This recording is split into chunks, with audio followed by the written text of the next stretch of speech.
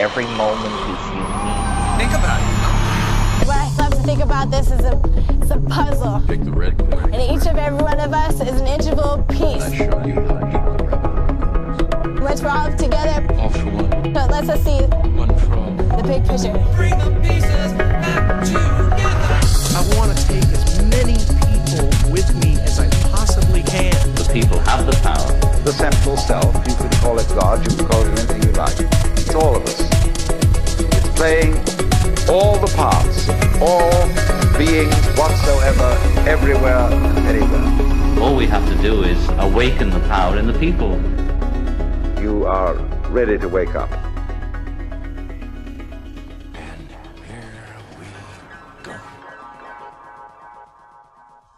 Welcome to the Dark Carnival. Welcome back, motherfuckers! Puzzled up in this bitch. We got your man Duck. We got your man Gob. Haha. That's right, 665, bitch. What's going on? Fight back. That's right. Man, so just recently, Fearless Fred Fury dropped of the Insane Clown Posse, and we figured Yes. we had to give you a little conversation about what we like to call the Dark Carnival. Carnival.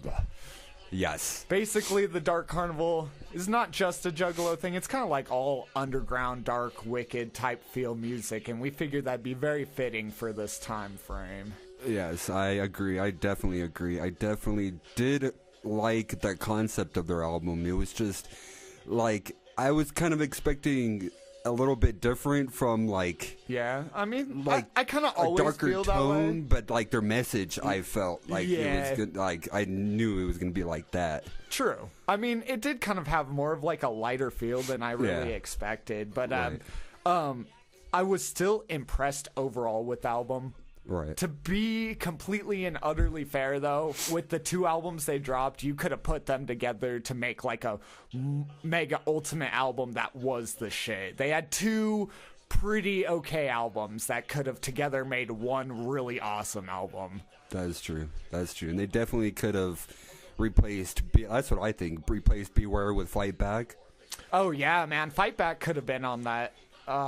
That was like, they say that so many times. That's what I'm in that saying. That's what I'm saying, bro. Fight Like, Back. they say it in a couple of songs, and I'm like, Fuck that's yeah. definitely a fitting song for the actual album. Yes, that's exactly. Also, man, how did you feel about how they ended that album? Because you know, like the end song is usually like what they're leading up to and shit. So, Right. what do you feel about what it led up to in this one? Wow, it was like a violent sexual song. Yeah, like, the song what? itself is titled "I Like It Rough," and it's about all the different ways of having sex that are super rough. In fact, it even goes above and beyond. I mentioned it a little in the last podcast, but he says, "You see them thumbtacks? They're for my balls. Insert them, hurt them, murder them, bitches." You just Dig feel in that with your pain claws." when he says that. You're like, oh no. Why? It's a lot of mutilation in that. Yeah. I was like, I don't know if I would have ended the album with that, but it is a great song. Everyone should hear that fucking They song. definitely could have put that song in the middle of the album. You're right, that's what I'm saying, and not have a warning for it. That's what that Beware song Goblin was talking about. Beware is the warning song that leads up to that song. It's pretty much like a viewer discretion beware, Yes. you know, like 18 and older. I will say the concept of the album was fantastic, though. Basically, who Fred Fury is the dead. And it's the dead being mad at you for being a little fucking bitch. And the dead is mad at you and needs you to fight back against all the bullshit you're going through. Stop being a bitch about it. And that was Right, the best right, part of right. like, yes. Right. That's why we felt like it was going to have more of like a serial killer feel. Their first two singles. Yeah, that's what I was about to say. Like, What the Fuck and Fury. It just made you think like the whole album was going to be like that. Exactly. No. it Those were was the like- only two songs. Pretty much. Well, West Werner Avenue was about going down the road West Werner and shooting people. So, Oh, I mean, it does have that element, but it did have other elements like Freedom. But Freedom was a good song. Yeah, that's true. I thought that could have ended the album, but not for an album so violent. You need a... Yeah, almost the sex song was pretty fitting actually, but Fight Back could have been like the ultimate, make like a huge Fight Back song. Right, exactly. That's what the album is pretty much all about, is fighting back against the 1%. That's right. The government. All the people holding you down, regardless of who they are or what they are, just anything that's holding you down. Right. Also, we said 665, which it was funny. So they released 665, and we were all kind of speculating what it could be. And I told Goblin, I'm like, it sounds like they're going to do 3 sets of Joker cards, one being 6, the second one being 6, and the third one being 5. And Violent J comes out about the next week or 2 weeks afterwards, saying the exact same thing. This one called it like, fucking yep. ducky quack quack. He Quack, fucking quack, bitch. called that shit. I knew it. I was like, they have to be getting close to the end, but that's still what. Yeah, 7 more Joker cards. 7 more Joker. If they dropped one every cards. 2 years, that's 14 more years, and I think they're in their mid-40s. Right, So- I think they're cutting it. They're like, they know themselves, like, we're not going to be around forever. They might not even be able to finish the third card. Yeah, right. They could die before that. Yeah. Who knows? You never know. But I do like the kind of message of not going full 666. That was Right, the idea. 666, yeah. Is not I thought going of that full too, devil right. because ICP is about portraying the evil side of life, but they're showing you don't go full evil.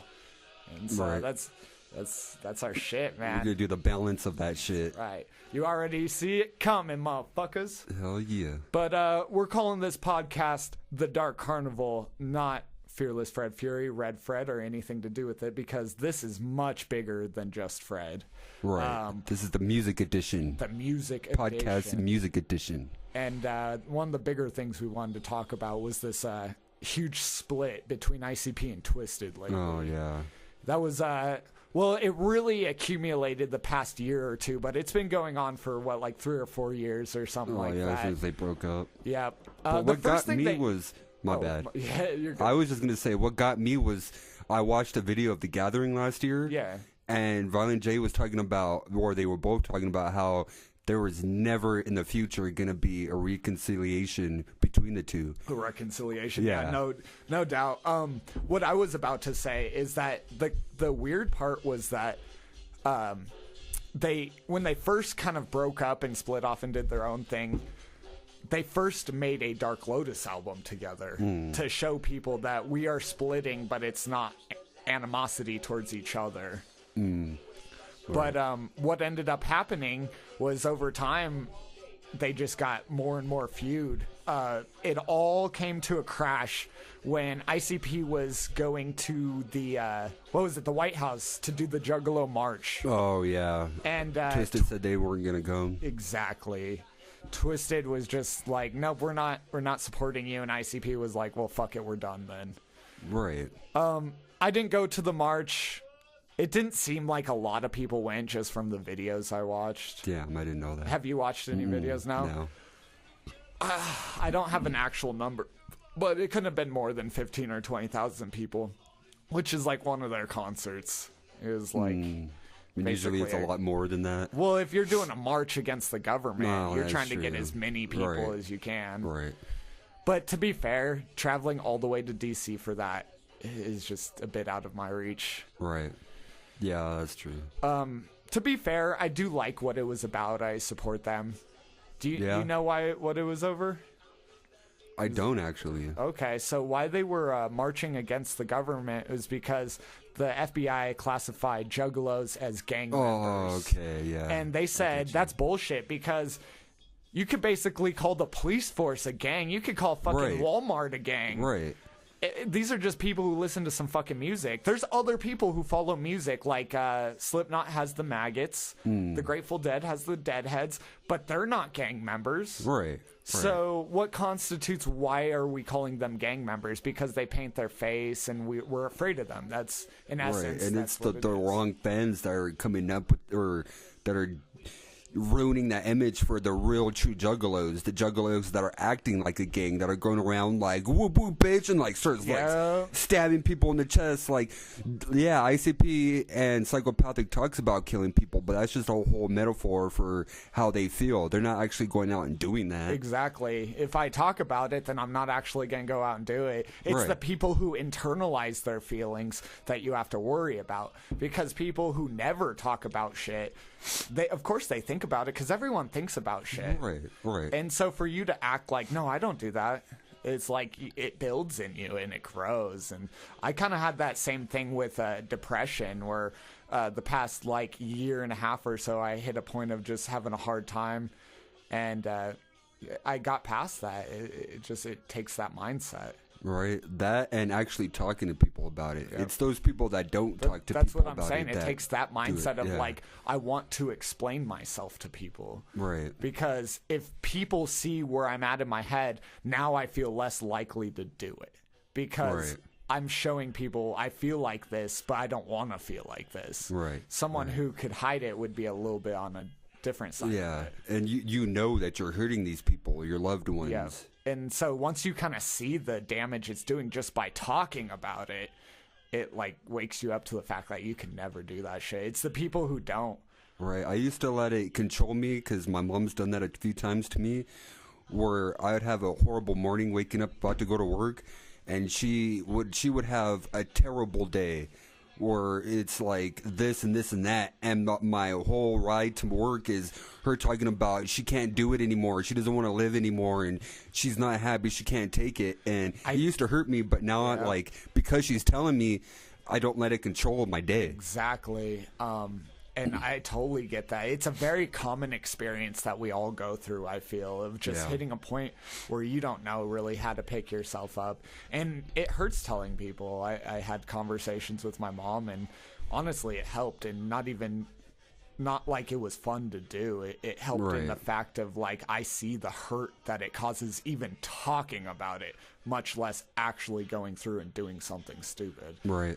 But that's why we always support our listeners, people around us, our friends, because you never know what people are going through. What they show you on the front, I mean, that's a completely different side. Right. Those who are listening right now that just heard this message we had said, we love you. There are people we care about you. There's a lot of people that do. Anyone who is listening to this means more to me than gold. Even if I never met you before and you heard my voice and you respected it, I would be. There's no words for that. Like, you are the reason we do this. Right. Yeah. I wouldn't wish that pain on anyone, because we have both, me and Ducky have both been where you are right now. I've been low, and I've also seen really horrible people, and it's really hard to wish anything that bad onto someone. Like, when you go through something harsh, you don't want anyone else to feel like that. And it's hard to even look at your own enemies and be like, yeah, they fucking deserve it. It's like, not many people deserve the worst. There are people. I'm not saying there's zero people, but that's why I've always said I don't hate people, because that's a strong word, but I dislike a few people. Yeah, that's fine. I have this weird thing where I can see a person, when I talk to a person one-on-one, I can kind of see their full spectrum of vibe, from positive, negative, everything in between. And then I, make a judgment call on if the bad things are too much to deal with or if the good make it worthwhile. But to be able to look at everyone and to see both the positive and negative makes it really hard. It makes it hard to, like, sometimes I love everyone and sometimes I hate everyone. And then when I think about it deeper, it all comes back towards myself. It's nobody's fault but my own. Ironic, that's another Fredless Fury. You said it was going to keep coming back to that. You're goddamn right. It's nobody's fault but your own. It's a music edition. Dude, I tell you. I agree with that, though. For real, man. It's like, you cause the shit that goes on in your life is all caused by you somehow. Through form or another of thoughts being projected.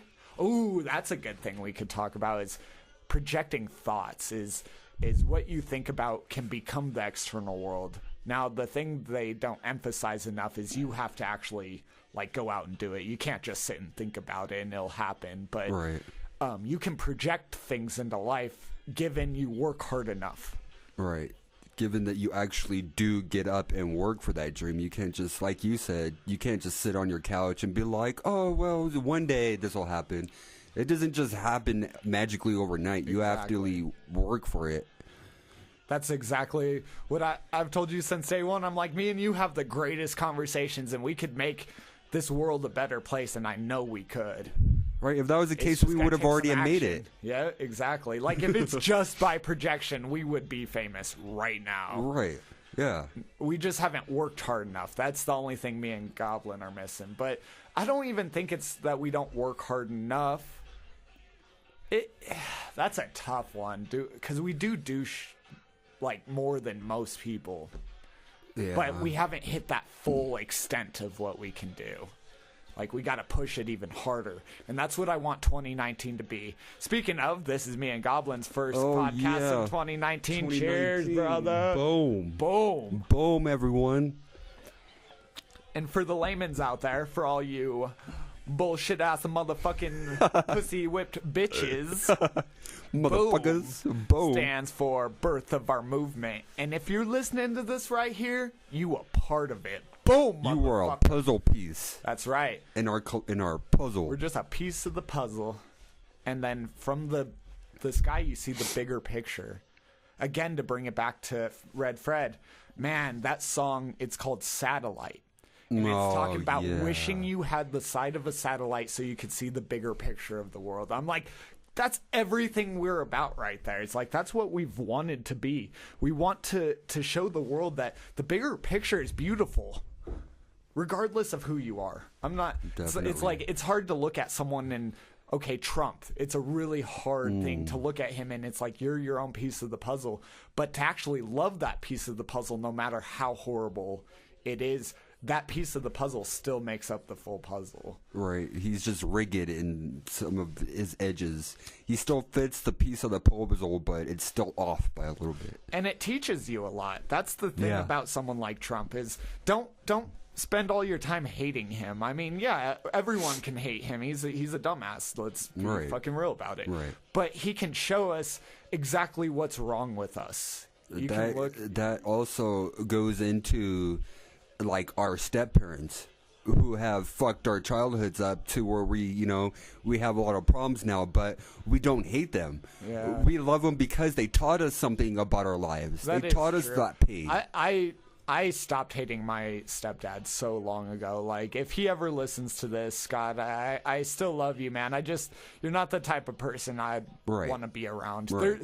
I can still love someone and not want to be around you. Like, I didn't enjoy the things he brought into my life, but never will I fully hate him. Right. There's no way I there could. was a point in my childhood where I actually wanted to kill my stepdad, but like as the older I got, I realized you don't just do that when you're mad at someone.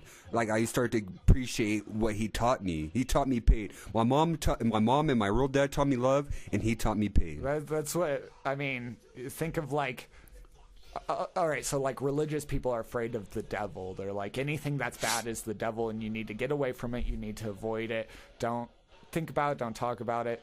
I'm like, I think the opposite, because I think Satan or Lucifer, the negative side of life, whatever you want to call it, it's the balance. it the teaches negative, you so much. Like, devil it is the sucks negative. to go through it for everyone. I don't think we give that enough credit. It's like, yeah, it sucks to go through, but it also teaches you the most important things about life, like what not to do or how you actually feel about a certain issue. Right, because you can't live your whole life with just straight positively or negatively, because you won't know the other side of the spectrum, and you have to know both.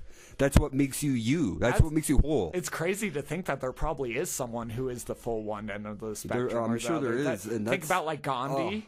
yeah. Gandhi would be like a full positive spectrum Right. person, or you take someone who's like Hitler. Jeffrey Dahmer or Hitler. Yeah, the good one. Because you told me before that he used to take beatings for his sister, so he gone through pain his whole life. I don't think I've told that on the podcast, but that's something I read, was that Hitler developed mental issues because he had several sisters, and he would take the beatings for his sisters instead of letting them take the beatings, and it grew him to hate his dad, who was a Jew, I want to say. That I need to fact check, but that was like it That would all make sense, spawned though. from this one event where it's like he was trying to be good. Right. It's like sometimes the world makes you into something. Yeah. Like, you have a destiny, regardless. Right. Whether you're Gandhi or you're Hitler, you have a destiny. You have a purpose in this life. If you're a Hitler, you are horrible, and yes, we need to bring you down, but at the same point, you're teaching us exactly who shouldn't, like, be in control. Right. Who should be and who shouldn't be. Right. I get you. Because, like, Trump could have good positive sides to his life, but he should definitely not be in control of America. I don't think he is, but you're right. I think he's a puppet, and I think there's a lot of business deals. Oh, yeah, he's the face. Yeah, he's the face of it all. That's exactly. Like, the Russian deals is all because he fucking lost tons of money, and they bailed him out, and now he owes them a bunch of fucking business favors. But that's crazy, though, to think about. Like, if he's only the face, why didn't they choose someone better than him? Honestly, I've heard that he pisses off both the Democrats and Republicans. That's what's kind of beautiful about this situation, and also what's equally as deadly, because that's exactly what Hitler did. It's kind of cool to see this from a perspective where we could actually stop this before it gets that bad. Like, but history repeats, and you can see it happening. He has the potential to be like that, but he's not gonna be, because America is too free to allow that. Right. Well, I guess it's not even to do with that. Well, I mean, what Hitler had to do was he got people to really be on his side without knowing exactly what he was doing. So that's, if you can get people to be on your side but still blind them to what you're actually doing. So that's crazy. I was just thinking about that right now, because was it you that showed me the video, that the comparison of Trump and Hitler, how they're like, I'm pretty sure I did, yeah. Yeah, so what I'm thinking is that the Jews were that for Hitler. Like, he killed a lot of Jews when he was rising. I'm thinking that if Trump ever becomes as big as Hitler, his would be the Mexicans because of the wall. What's funny, though, kind of ironically, is Hitler also hated, like, gay people. It wasn't, like, just Jews. It was, like, other things, too. I'm like, Trump's that, too, where it's like he hates gay people. He hates this type of person, this type of person. But hate is the only thing that is really, like, almost, I want to say useless, but it's not useless, because you can still make a purpose of it. But it's one of those things that we need less of. Yeah, definitely. It's like, we can't get rid of it, per se, but we can't let it run our world. Right. No, definitely. As the human beings, has hate embedded in our lives. When you're born, you know, as a baby, you're crying because maybe you're not hating something, but you're not happy. Yeah.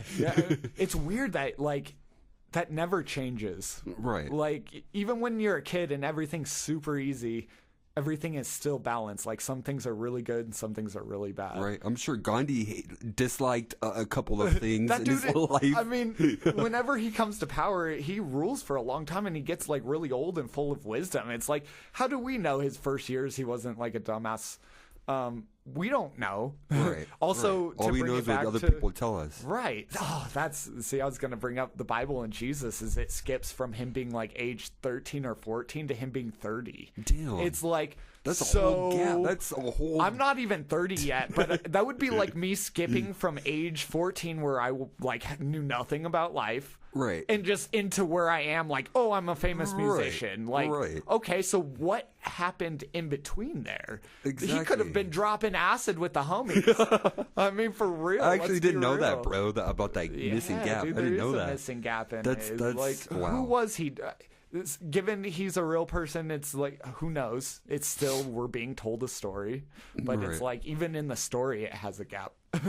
Right.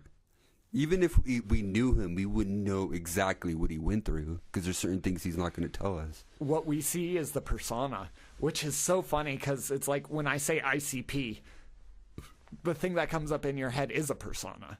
Right. You're not thinking of these two individuals in their personal life. You're Even someone like me and you, where we listen to them a lot. Right. It's not. We don't know that much about their personal life, even listening to them. So in the future, people will think ICP and they'll think the clown makeup and yada yada, the big following, but the horrorcore. Yeah, exactly. They're the godfather of horrorcore. Exactly.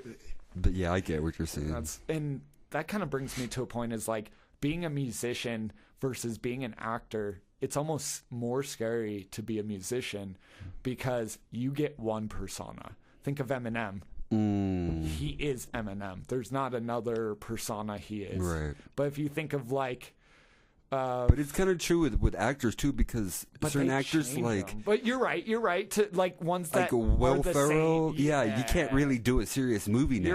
You're right. There is that. I won't say there isn't that, but there's also Heath Ledger too, where there's like he got so wrapped up in every role that he was in that he forgot about his own life and he was on medication for it. Right, and kind of like, who am I thinking of? Like, Johnny Depp. Like, he's played so many characters where he's not him. Like, he has makeup on. Yeah, he doesn't even look like himself. Yeah, much less act like himself. Yeah, So who is Johnny Depp as? Right. Like, if I were to sit across from Johnny Depp right now, who is Johnny Depp? We don't know. Right, we know all of his characters he plays, like the Mad Hatter and Edward Scissorhands, and we know those characters. But like, it's a lot easier to know who an actor is, like Brad Pitt. Yep, like he plays Brad Pitt in pretty much every role. Yeah, like he doesn't have many roles. He is Brad Pitt. Right. He has tons of roles. Don't get me wrong. He's in plenty of movies, but he acts very similar. Yeah. Like he has that sternness, kind of like he is Brad Pitt. Right. And that's how like ICP, Eminem. So it's like, who do I create as my persona? It becomes that thing. It's like, okay, so I'm going to do music. Who does everyone know me as? For me, I've kind of like not really wanted to go down that path. I've kind of wanted to be that 1% of people that can actually, be the Kevin Hart, Will Ferrell, but also pull off the Brad Pitt, George Clooney role, or pull off the monster in a movie, Right. or the victim in a horror movie. It's so much easier to talk about it from a stance of That's true. making movies. Think about it in a stance of making music, though. That would be like if Eminem dropped his next album and he had face paint and he had a different rap style. Like, you would just be like, yeah, I don't want to be that. You're Eminem, bro. You're Eminem. Stick to being Eminem, damn it. That's the one I don't want in my career. Where someone's like, "What are you doing? Yeah. That's not you." Or it's just like, "Oh, it's just another role Goblin's playing in. It's cool, but right." That's crazy, bro. I feel that. It's true. It is very true, man. That's the double-edged blade of the whole ordeal. Right. Splish, splish, splash, bitch, drip fast. That's classic, man. Fucking, I've been down with the clown since the drop of Great Malenko. What Yeah, you said I started it was on kind Great of around Malenko. the same time. The song Great. I had growing up. You know, I used to have like the mix CDs. Yeah, I had one of those too. My older brother made one for me, and it had just the song "Great Malenko" on it. So I got into that, and I didn't know it was ICP at first. Nice. And then 12. That's when I actually was like I got that was more like into the, ICP. the CD before. Ironically, you were talking about mixtape. The first thing I had of ICP was before Great Malenko dropped, and my uncle made me a mixtape where it had a couple songs off the album before Riddlebox, and it also had like a couple Dark Lotus, a couple Twisted, early Twisted, of course, like off their first album. And oh man, when I was a kid, I used to have to hide music. This is a great that would have story. sucked. I never had to do that. I grew up in a household that wanted me to listen to religious music, whereas I had just been finding Eminem and ICP. So I was like, ha. Anyway, so we had Walkmans. we had Walkmans. Oh at yeah, this time. Walkmans, dude. So I realized. So I had a CD case that would hold 24 CDs, and I realized that when I'd come home from my dad's house, that my stepdad would check my CD case. Damn. But he wouldn't check what was in the actual CD player. And I learned that really quick because one time he found my Eminem CD, Marshall Mathers LP, and he scratched it. He fucking scratched it up, threw it away. At first he plays it in front of me and he's like, "You hear all the nasty shit this guy's saying?" I'm like, "Yeah, that's why I like him. Keep it going." And he's like, "Yeah, fuck that." And he scratches up, throws it away. But I learned really quick. I'm like, if I have a CD in my CD player, he almost never opens that. And so I'd start sneaking one good CD with me, and that would be my CD for 2 weeks. Because my dad was cool. He You didn't got give a into the fuck. rhythm. Yeah, so it was like ICP. Okay, so I was gonna say Great Malenko, my cousin Jimmy. I need to get him a fucking podcast. That's besides Fuck the yeah, point. that'd be dope. That fucking guy. He came home from a vacation with the Malenko CD, and he's like, I gotta show you this shit. He's like, you're gonna love it. Ironically, I loved it so much, he gave me the CD. He's like, I like one song on here, and that is Ned in Game. That was the first is a song he good showed song. me. I was like, yes, this is exactly what I'm not supposed to listen to. Perfect.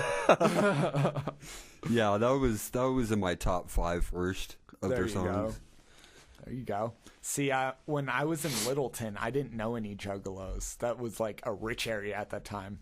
I didn't even know people who smoked weed. Most people Damn. did coke and drank, and I wasn't really into that scene quite yet. I was a little bit before that. And yeah, man. So I'd wear my ICP shirt, and no one would really say anything because people barely seem to really even know who they They're were. just in the like, rich oh, he area. has clowns on his shirt. Yeah, like he's a Whatever. weirdo. We're just gotta leave him alone. Right. Don't go near that guy. He's weird. Let's cross the street, honey. This is not good. This is not a good real. sidewalk for us. Real though. So yeah, man, I got into being a juggalo without knowing what a juggalo was. And I'll be completely and utterly honest right now. I don't necessarily call myself a juggalo. I am down with the clown 100%. Their music, their movement, everything, I'm about it. Now the problem is when you tell people you're a juggalo, now it's the persona game where they only see you yeah. in one light. And I'm like, Right. I want to be my ICP with my own version of a juggalo.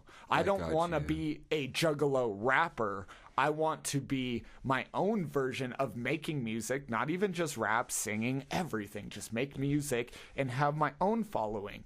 And those guys can be called puzzle pieces or whatever they Right, get called right. over time. That does make sense. Like now that you said that, like I don't really, not really consider myself a juggalo, but like Yeah. I am. You know, like I'm Yeah. down with the juggalos. I'm down with the clown. I'm Fuck down with yeah, dude. psychopathic, They bring and I'm love. down with magic ninjas. Yes. like, Oh, that was the other thing I wanted to get into. Thank you for bringing it up, Goblin, my man. Cheers. you. Boom. Fuck yeah. Boom. So, Magic Ninja, which we briefly touched on, is Twisted. They broke off of Psychopathic Records and they decided to do their own thing. And I thought it was a great move because I've met people before who hated ICP but liked Twisted. And it made so much sense to me. I'm like, Twisted's kind of their own thing. Like, they grew up with ICP, so they have the paint and they kind of have the feel of ICP. But they have a different rap style. That's true. It's not the Joker card feel. It's Yeah. not even how they storytell is different. Right. It's like they're their own music. Yeah. So I was happy at first. The whole like, you're either with ICP or with Twisted. I'm like, fuck you. That's like trying to tell me just anything. Try to tell me anything. I'm gonna look you in the eye and say fuck you, because Right, like, I why- do my own thing always. Why do you make me choose between Twisted and ICP? Like, they were both psychopathic at one point, but they had, like you said, they had their own field. Twisted was magic ninjas. Magic ninjas, what? Magic ninjas what? Oh, that's my shit, dude. If y'all haven't seen Big Money Hustlers, get out there and fucking see it. Right. And the fucking Twisted, man, their label has kicked off, man. They so they have a sound to them now where they have really good beat making. Their lyrics are always on point, their sound quality, and now they have their own artists, which I'm happy for. Right. Now the weird part is most artists they have, I almost said all, but most artists they have are the ICP ones, the ones from Psychopathic, because when they left, at first it was 50-50. They brought over like Blaze, they brought over Oh, yeah. I think it was just Blaze at first, and then more people like ROC. I think it was Blaze and ROC came with them, and then it was like more, and now pretty much any ex-Psychopathic member is on Magic Ninja except ABK. It's the only one. I got you, but like has he been doing anything new? Dude, no, I haven't heard of ABK. Like I'm starting to think that like I still love Psychopathic. Don't get me wrong, ICP and they whoever's drove on their away all label, their like, friends though. but I kind of think that after Twisted left, their stuff kind of just started dropping slowly. Yep. Their quality. Yep. I do love the new album, but yeah, that's what I'm saying. Like I like the new album. I still like where they're at. They're really good musicians and people. The problem though is their fucking lineup right now. It's like, all right, they're probably they got Light, this guy Light, LYT, Oh, yeah. and it's like he raps fast. He's all right, but he's all right. I don't know. Ouija Mac, who they claim to be their Jim Morrison of Psychopathic Records. You never told me that, bro. Dude, it said that. I laughed when I read that. I'm like, how dare you compare this fucking guy to Jim Morrison? You did not just say that. Oh my god.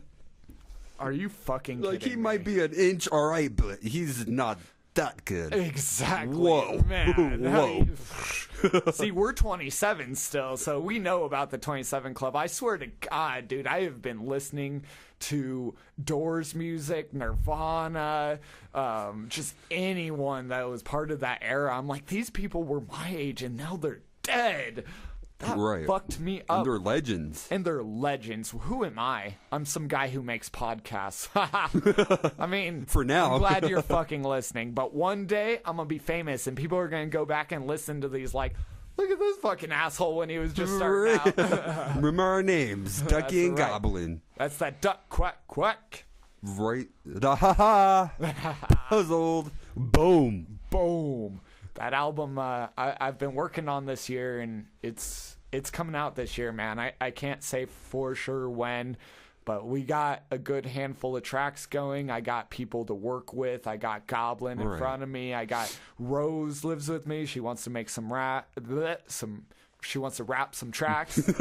And then my cousin's down. I'm like, dude, I've got a gang of motherfuckers down to get down on this project. I already got my own juggalos. Fuck juggalos. Right. Not literally. We still love you. Yeah, just in that sense. If you're still listening and you got that, boom. Boom. You're your own puzzle piece. You could be one of our puzzle pieces. but Fuck yes. Still be your own as well. So, the guy who's caught heat lately that I've been really proud of is Tom McDonald. Bringing it back to some music is like, he's wow, not recognized man. enough. His Like Castles? yes. That is a great song. Oh my god. His new album just dropped late last year, and I want to compare it to Marshall Mathers' LP of his career. You can't compare those two albums. That's like comparing apples to oranges. But for his, Yeah, I got you. he is top notch right now. He is killing it. And why I say that is because he's on conscious rap of like, fuck the industry. And I'm going to do would it say myself. he's underground, right? Yeah, he produces his own music. He produces his own music videos. He it's all him. That's why he's not famous, is because he's not on a label. Okay. That's why you can't find his new album anywhere. It's not even on YouTube fully. Like, you can find the songs on YouTube. Damn, so if we're trying to do what we're trying to do, make our own shit, we're going to be underground? That's unless you're fucking Macklemore, dude. Being controlled by other people? Like, nah, That's- we're not going to yeah. release this song. That's so being on a label Change your sucks, words or- man. I really like, I want to go be on a label so that we can get rich. Like, I've thought about that because being on a label gets you rich. And to know what running a label is like, being on a label. Yeah. Like That homework. It's kind of like, it's good. I do want to do it at some point. Don't get me wrong. But I do know ICP, we'll bring it back to ICP, is that they released Great Malenko first on Disney. How weird is that? Right. That Malenko was released with Disney. But they were on Disney, and then they moved to Island, and then back to Psychopathic Records. Because at first, they had been doing their own thing. They did the first 3 Joker cards, just them, and they're like, we want a little bit of fame, a little bit of notice. Right, the And connections. And it went to shit. They, so what they said was that when they would send their lyrics and songs to the record executives, that they would get the lyrics sent back with lines crossed out. Damn. So that's what they do. That's what the industry does. So they have to you. change that complete sentence that they crossed out? And however many, it was like Piggy Pie, the song Piggy Pie. That's why they have two versions of that song, and they sound completely different. Even though they talk about the same released thing. the original one when they had their own record label. Exactly. See, I mean, look to how be big... fair, that's when I noticed them, though. So sometimes it's not a bad idea because it made me know who they are. I was young, but sometimes you have to. I really want to do my own thing.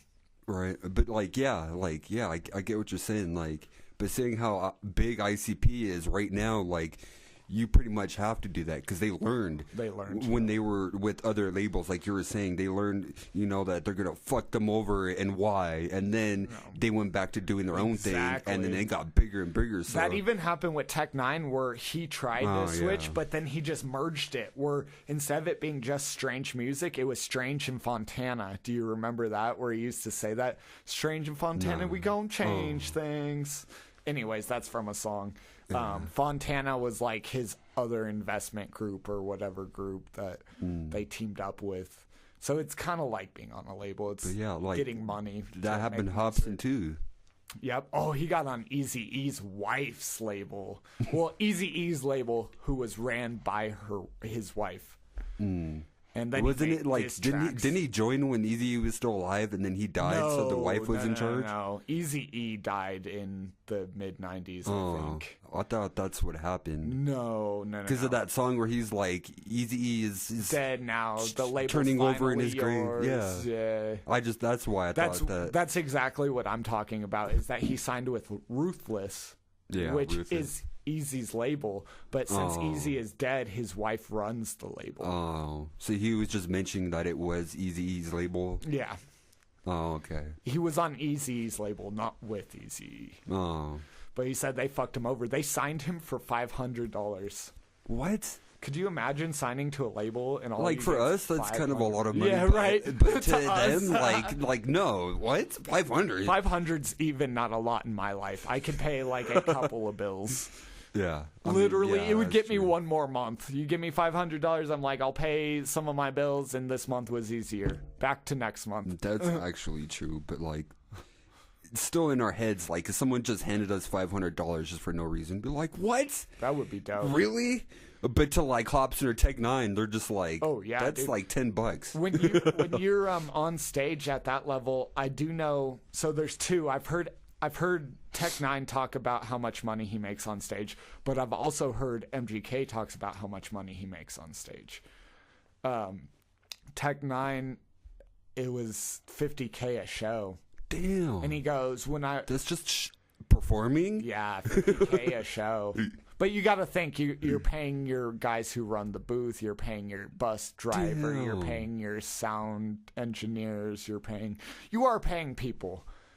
But so that means you still make tons of money. Get the fuck out of here. When you perform 90 shows in a year and you're making, so he makes $50K, he may walk away with 5 or 10K. You know what I'm saying? Like, right. Regardless, every night. That's still good to fucking feed his family and shit. Yeah, that's why when you see his videos, he's like in a mansion now. Right. Like, yeah, I saw a video of him in Hawaii. I'm like, yeah, he's doing shit now. Tech Nine is the shit. I think we should take a little bit of a break and come back and give the listeners something new. Would it? We could do that. All right, man. Boom. Haha. Man, what the fuck? I'm so sick of this shit. What the fuck? Come on, guy. God damn. Good evening, sir. Where are you headed tonight? Up in Marseilles. Okay, license and registration, please. Come on, are you serious? They have registration for this bitch? I just told this motherfucker like 45 minutes ago. You have any idea why I pulled you over? I'll tell you why. Because you're a lonely fucking nerd in a cop suit driving around going, woo-hoo-hoo-hoo. Is there anything you want to tell me before I run your license, sir? Yeah, it's a fake license. You got some powdered sugar in that mustache of yours. And lastly, fuck off, bitch! Okay, stay put. Fuck you. Well, as I imagine, everything is all fucked up. You've got several warrants, and as you said, this vehicle is stolen, and you're obviously drunk. Oh, wow. Extra dose for you, dick breath. Just be careful next time and wear your seatbelt. Oh, and it sounds like you got somebody in the trunk, kicking and screaming and whatnot. Don't worry about that, fuckhole. That's my business. You gonna eat a bowl of poop, bitch? I'm out this piece. Fuck off! You go eat a bowl of poop, bitch.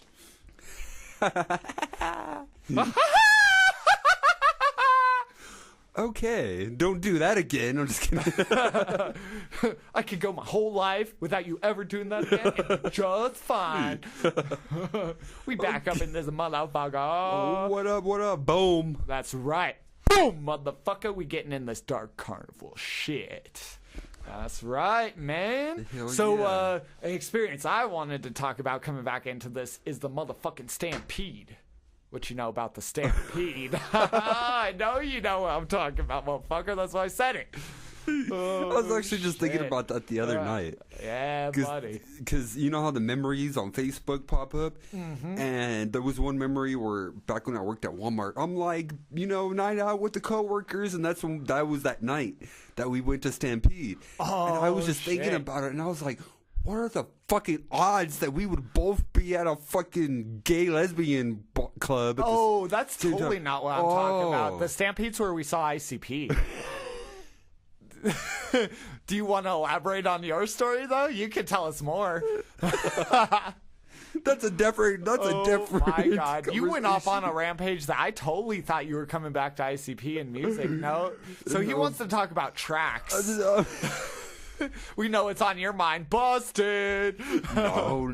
I got the clubs all confused. right. We'll start with your story and then we'll go to the Stampede. So, fucking me, it was me, Diamond, John, and Steph, and we go out to Tracks, which is the gay club. But regardless, we were there just to hang out and dance. It was two couples, so we're like, fuck it. And yeah, totally, me and John were drinking, talking away from the girls because that's what we like to do, is go have our own time. But okay. Giggity That's what she said. And yeah, we fucking turn around and Goblin's right there. I'm like, dude, that's Goblin. John just straight like grabs you around your body and just lifts you the fuck up and scared the shit out of you. That was such a... You probably thought you were getting jumped or something. I didn't know what was going on. I'm in a gay club and I'm getting picked up by someone that's strong enough to lift me. I'm like, what is happening? I'm getting raped. Yeah. Oh no. But I turn around. Okay, so here's my side of the story. Me and Ducky have been going through some stuff, and we weren't really talking at the moment. We weren't really chilling. So I'm hanging out with more of my coworkers at the moment at Walmart, and so the girl, she was the customer service, like she was the CSM, the manager of it. Oh, okay. She was the one that planned the night, and she's a lesbian, so that makes that's sense. why we were going to Tracks. I also went there with Rose too. That's beside the point. Okay. So yeah, I'm there, and like, because I told everyone that's listening that me and Ducky weren't really chilling, that's why it didn't cross my mind at all that they would be there. Like, out of anyone that would pick me up that night, it wouldn't be them, their group. So we're hanging out, and I'm having fun. We're having fun. All of a sudden, John fucking picks me up, and I'm like, what the fuck? And he like lets me down, and I turn around, and it's fucking you guys. And I'm like, what? That was great. That was so random. We're like, what the fuck? What are the chances we'd end up at the same place on the same night? Right. What the fuck? It was great. All right, my story is fucking better, so we're getting into that. The Stampede. My first ICP concert, motherfuckers. Yeah, man, that shit was fucking epic. Why it was so weird, though, is because the Stampede, if you guys aren't from Colorado or you don't know what it is a country bar. Not just kind of a country bar. It is a super country bar. Like, the fucking bartenders are wearing cowboy hats and boots, and everything on the wall is like bull horns, and ICP's headlining, because that makes sense, right? And of course it does. Right. I was like, this is probably the first and last time this will ever happen in my life. Ironically, we know someone who works there, and from what she told me, they weren't as pissed as I thought they would be. What? Damn. Yeah. We were fucking ankles up in fucking Fago Yeah, by the dude. end. I remember that shit. That is no joke. I was soaked. That shit is no joke. Do you remember that one point where, like, I just remember, like, I was jumping up and all of a sudden just, it was like a wave hit me. Of Fago? A Fago. That's because they would just throw it everywhere. And we got closer because we went and found John, who was, like, closer than we were. And we were already getting soaked. And we were fucked up. Yeah, Like, I because remember we took I was- a quarter tab, we drank, and we did a little bit of cocaine that night. That was a fun I remember night. fucking going to the bathroom was a fucking journey. That was an adventure, Right, bro. just to go do that little bit we did. That I was in the bathroom and I'm like, fuck this dollar. I'm just gonna take it off my finger because I couldn't do it. I was already fucked up, and I'm in the bathroom full of people. I and forgot to bring guys, a girls. dollar. I forgot to bring a dollar. I got all the way to the bathroom and I got everything poured, and I was so excited. And I was like, God damn it! I don't have any fucking money on me. Like, so I just get in a line and I get my nose right too. I was like, fuck you guys, this is gonna happen anyways. Yeah, bro. I was so fucked up that I was like, I wasn't trying to roll it all up and then like spread a little bit on my hand. Like it, like I was afraid I was gonna drop it. Man. I did. I really did. I was like, That's fuck what this the shit. I'm pimps already do. fucked up.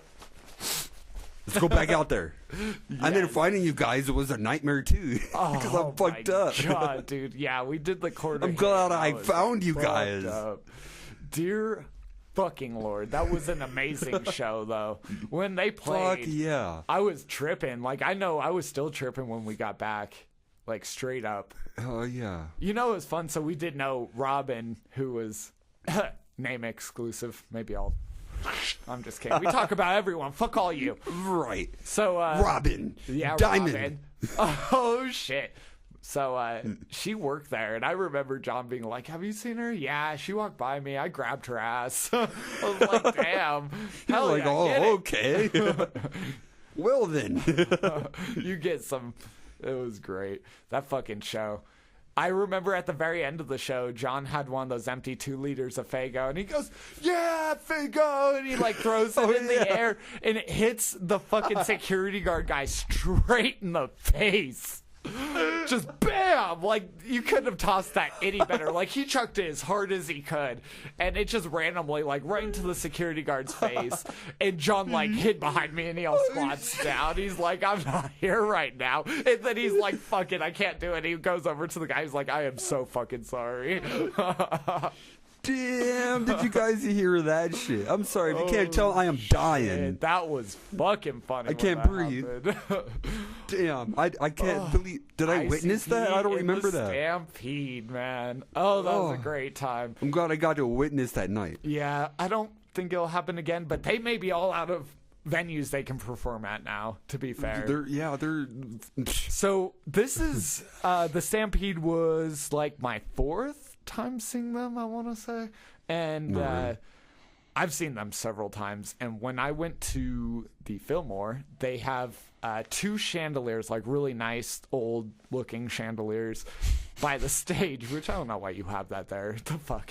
Anyways, so while ICP's there, they put like these boxes around them so that no Faygo gets on They're them. like, "Oh, ICP's coming." Yeah, they do. You better go up there and do that shit. So they straight. I looked up at one point and I saw Faygo in there spinning, like in the box, because it was some kind of plastic that was a little bit see through, like it wasn't completely see like through. plan backfired on them. Oh yeah, dude, I saw, because he must.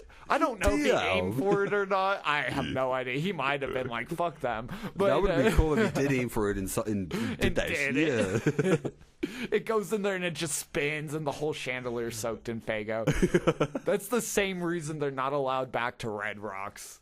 Damn. Yep, they stained Red the rocks. Oh. God damn an ICP staining Red Rocks. ICP, you gotta make it. This just means you gotta make your own Faygo-proof stage for just you guys. Right. Fuck, man. I've seen Twisted, and they don't really like throw shit. But Yeah, I saw it Twisted before ICP. You took me to they're Twisted a before. sick show. Oh, Oh, yeah, that was like Abomination's tour. I was gonna say when you took me, that was like the week of my breakup. So I saw them twice then. Yeah. I have seen them like 4 times, I think, as well. I'm not quite sure. You know what's ironic is I still have the burn mark on my arm from that cigarette cherry that was on my arm. Do you remember that? You probably not as much as I do, obviously. Right? Yeah. But like, no. so I had a That's wristband on. Duh. I had a wristband on, and we were outside, and like I accidentally hit my arm with my cigarette, and the fucking cherry just sat there on my arm, and I didn't realize till it started burning. I was like, ah! So you were just like chilling like that? Yeah, or? I don't know. We can't show it on the podcast. Right, that's so sweet. it's like I think I just hit it, and it just stuck because it had an armband. So it like stuck to the armband. Okay. And That it makes burned my sense. skin. But then the armband had like a half circle burn mark in it.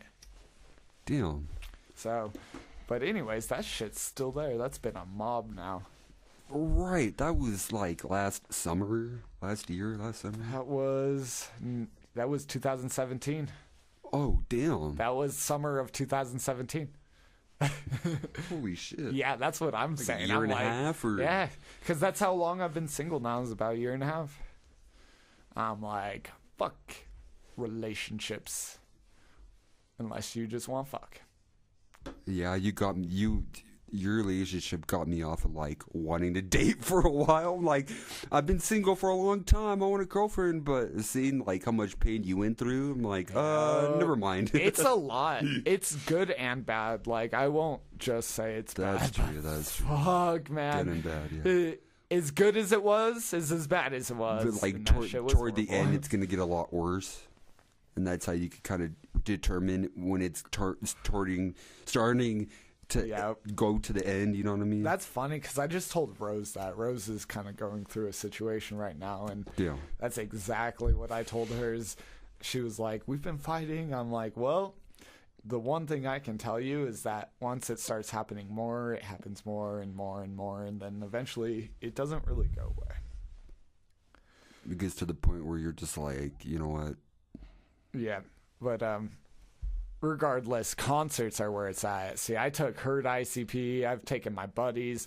Not just ICP, though. I see all shows. I'll go see dance shows, rock shows, fucking Right. all Remember types of Head music. P show where he Oh, handed us man. the... Yeah, see, you were there. You saw it. Hell He was yeah. like, it feels like Amsterdam up in this bitch.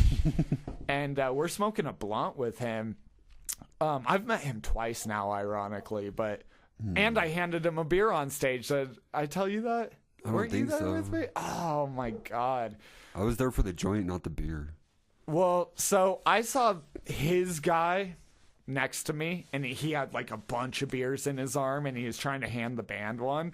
I was like, "Yo, hand me a couple of those." And so I was holding them out too, and the band came and took 2 from me. Jared and I think it was the bass player. Or no, it couldn't have been the bass player. I think the bass player did not like me that night because I was in the front row.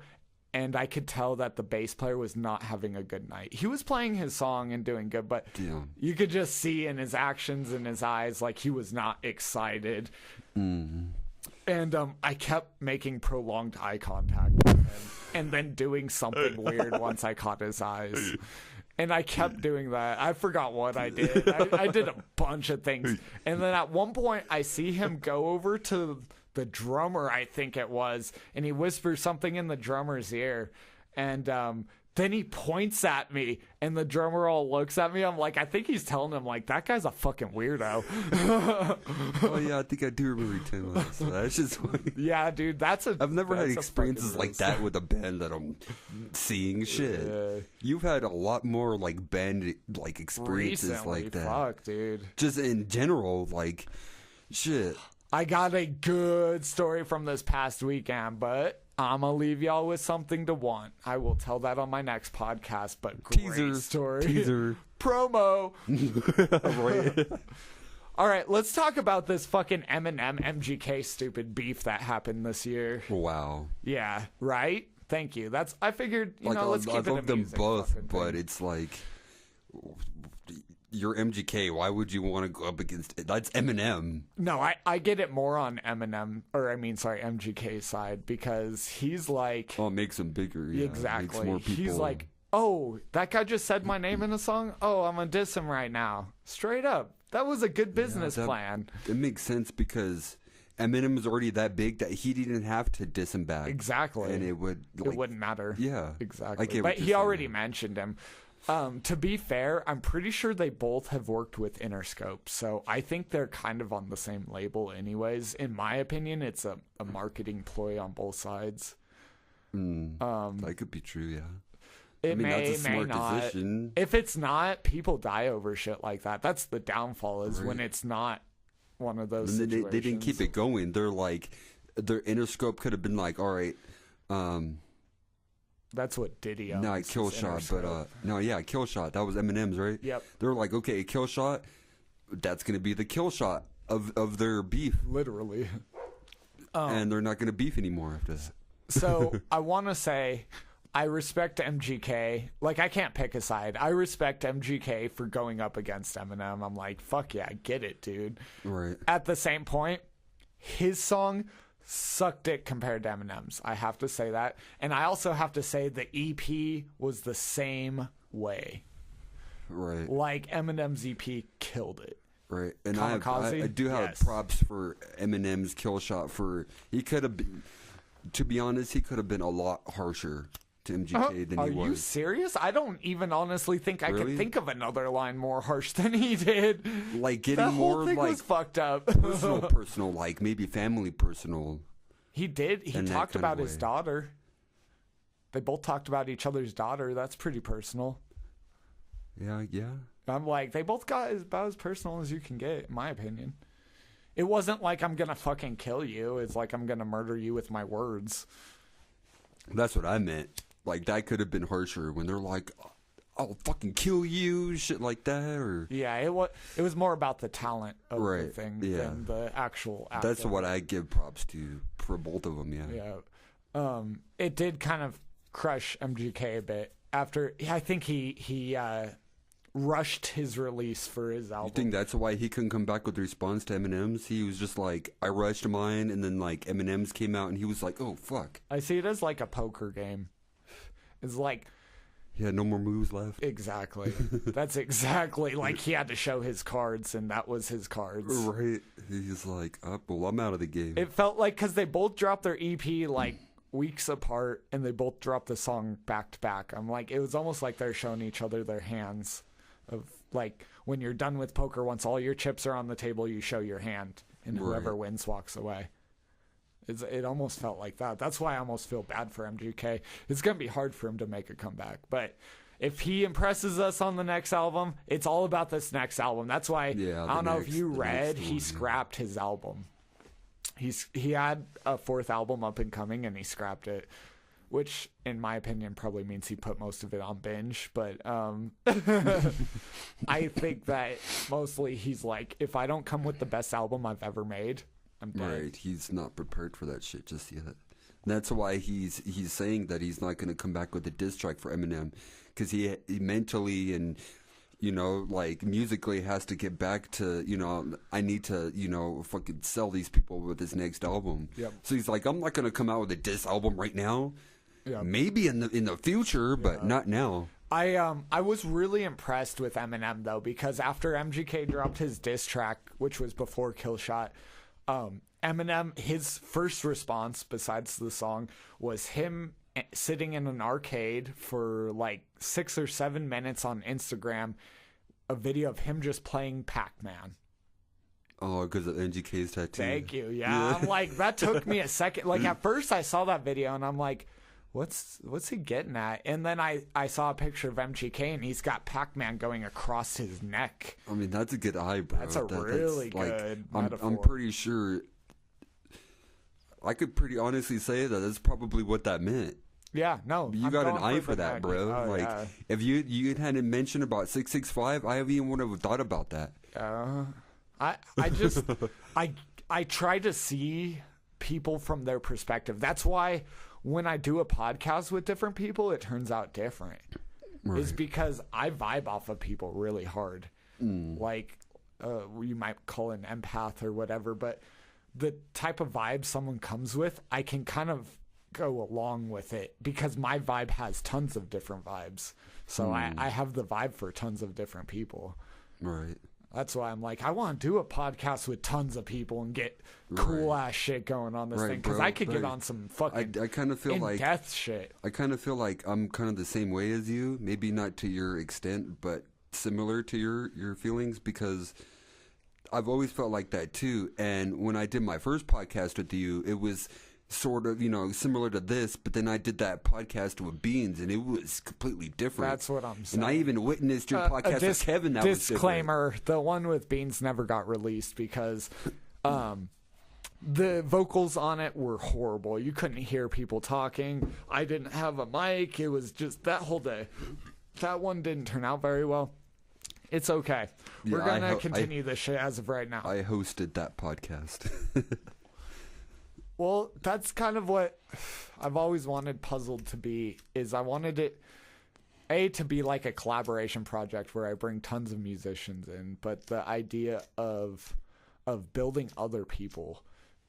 Right. Because, it's like what ICP did to Twisted without the animosity. Right. Like, I want to build you to the point where you can go do your own exactly. thing. I don't want to just keep you on my shit. I don't want our fans to think, if Goblin and Ducky, went their own separate paths, they would be mad about it. Like, we were building each other up. Exactly. Or, if... Exactly. Like, when me and you were big and we're, let's just say we're building up, John joins later on in the music rapping, and we build him up, that we are trying to build him up to go past us, or even equal to us, not behind us. That's how I feel. A perfect example would be my cousin and Rose is they are on a different feel.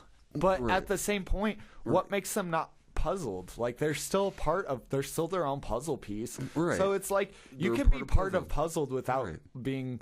See, my thing is I want my own label, and I've already came up with the name for it. I dropped a little mixtape about it. Is Inc. INC, Imagination Creations. Imagination Creations. That's dope. Because I'm honored to be a part of that. That's right, man. And you are a part of it. Everyone who knows me is at least a part of Puzzled. Once it becomes an actual business, that's going to be its own thing. But as of right now, I'm Duck. I created Inc. Imagination Creations, which he also created Puzzled. Right, because I'm like, boom. All of us needs to come together. Boom. And that's what Boom is about, is birth of our movement, the movement that brings everyone together, regardless of your differences, regardless if you're on this shit or that shit.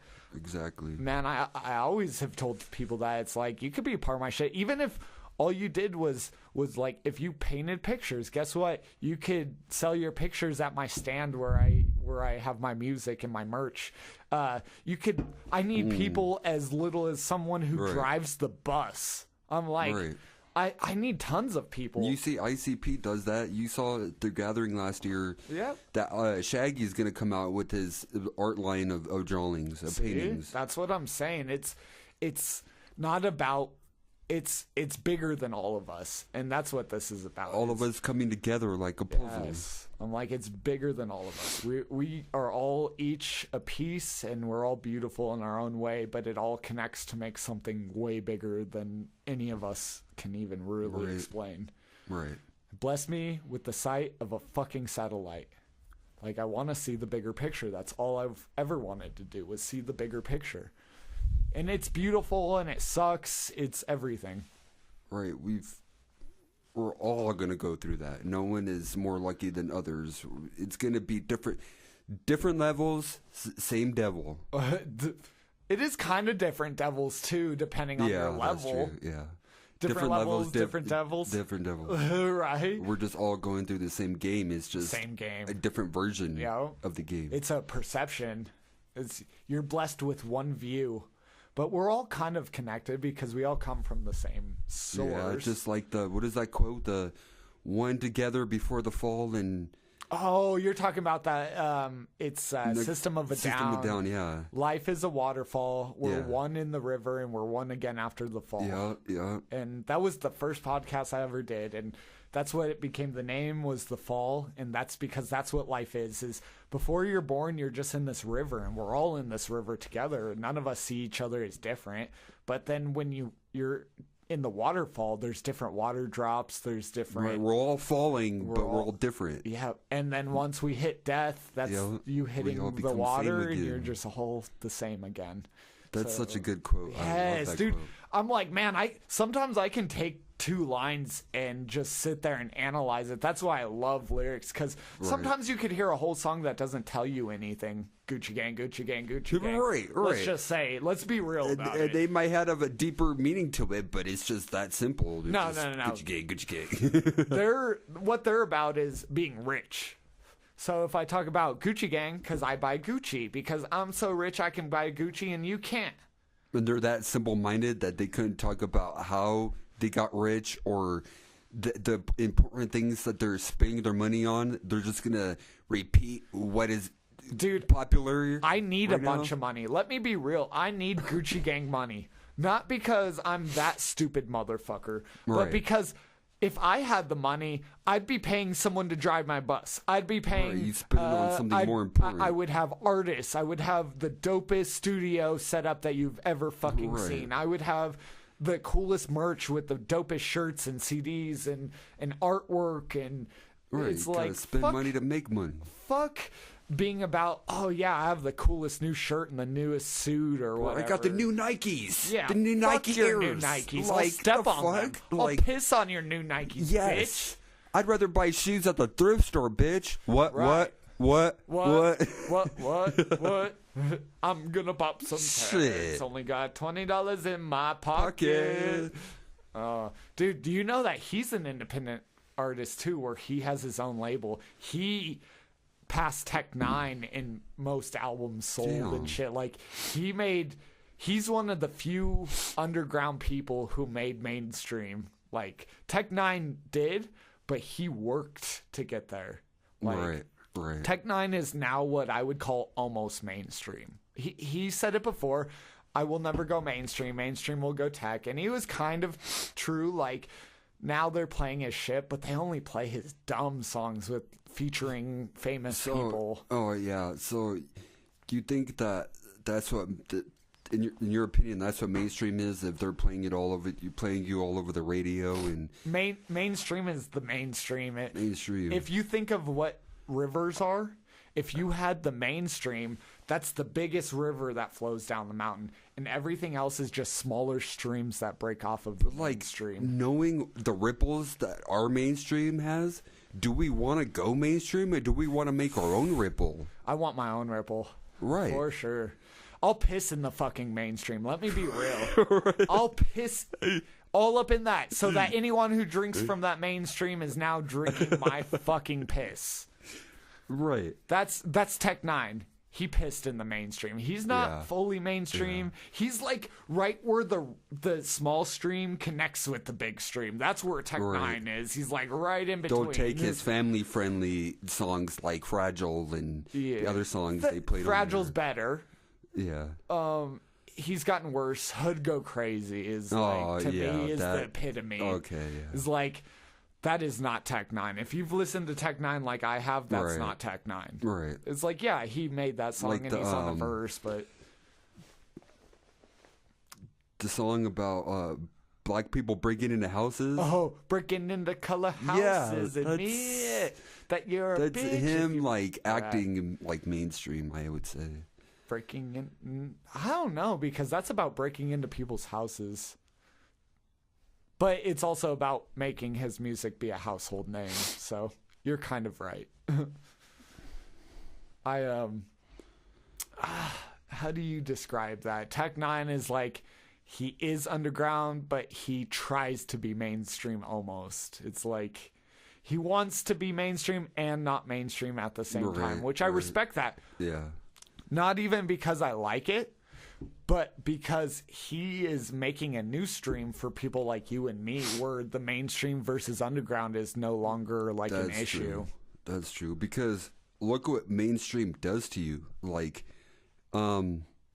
is Soulja Boy ever made another album after? Dude, actually, I think he recently dropped one. To be fair, but who knows of him anymore? That's what I'm saying. Like Bow Wow, or you know, funny story about Jermaine Soulja Dupri. Boy. Do you know why Soulja Boy made as much money as he did? Was because he was the first rapper to introduce ringtones.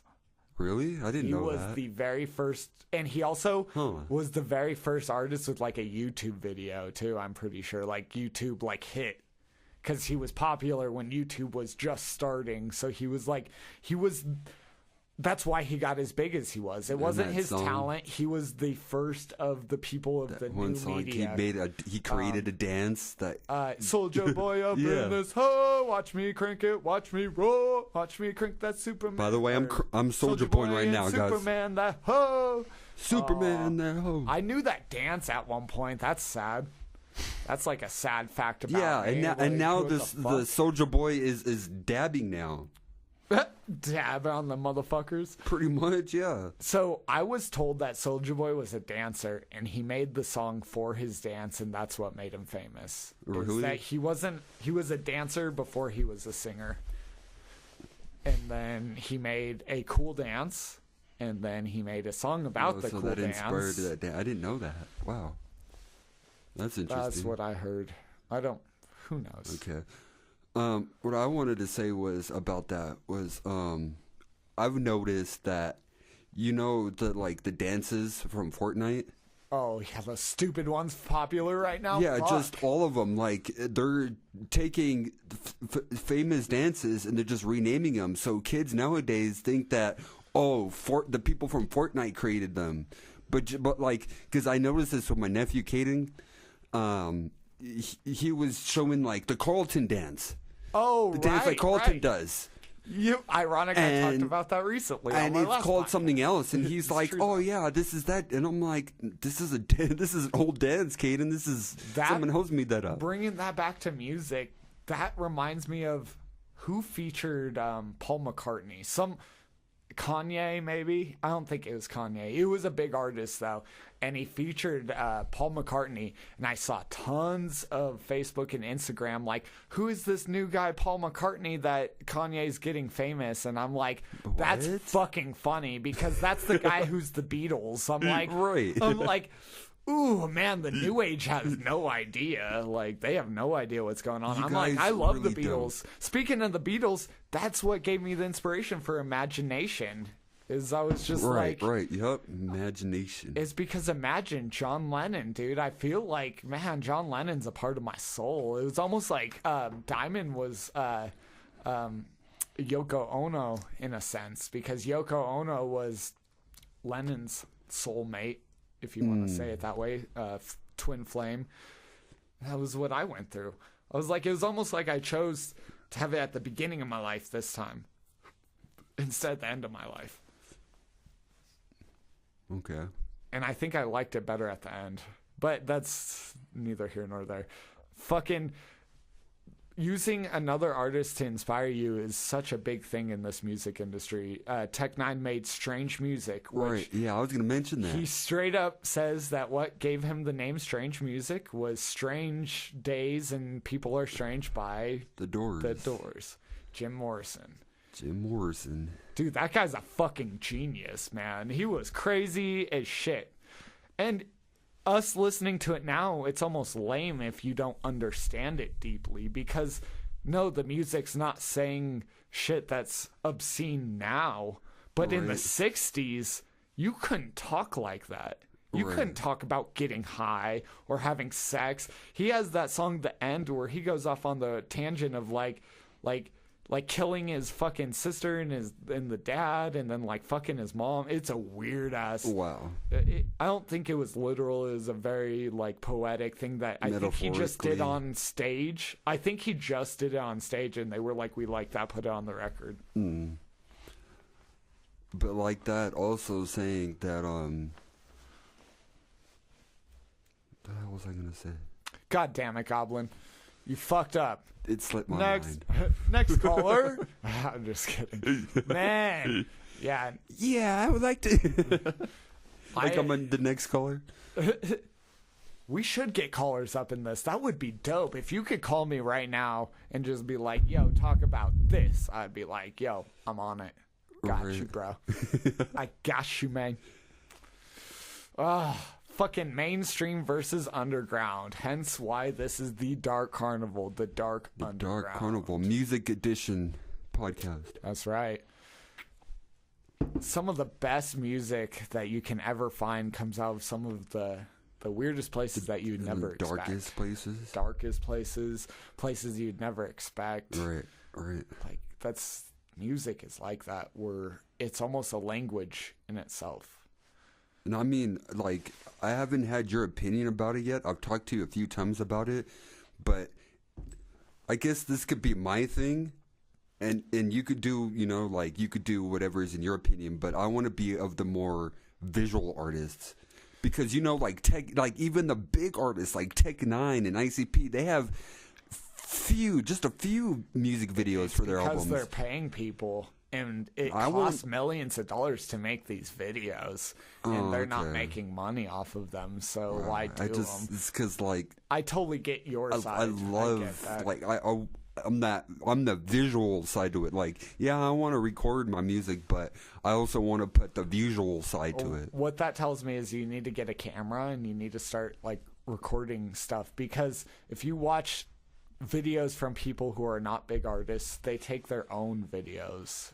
Right. It's once you're a mainstream artist, you buy music videos. It was like, I think a Macklemore video set the record for the most spent on a video, and it was like 6 million? Damn. For one video or something like that. It was insane. It's like for one video, and when you get 1 million views on YouTube, you get $1,000. So he just spent 6 million, and if he got 1 million views, he just got $1,000 back. So that's why people don't make many videos. Is it's like you spend so much money, but are you going to make that money back? So it sounds like a good idea, but when you're in the process of it, you're like, oh shit.